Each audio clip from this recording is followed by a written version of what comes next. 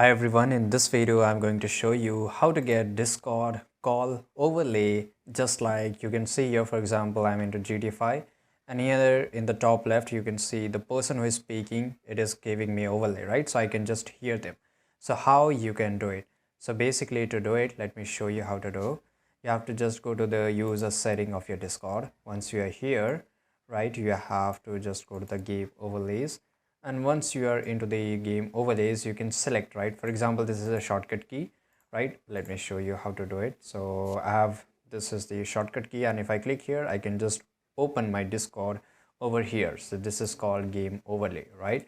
And to do it you have to just go to the game overlay usually, and I will show you how to do it. So first of all, we will select that whether you want large size or small size, on where side you want. So for example, for mine it is here, right?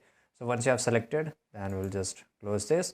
Again, we will just go to the user setting, and for example, we'll just go to, register games. So here you can see I'm playing GT5. It is showing here and it will show under my banners. So it automatically identifies. So make sure this toggle overlay is on.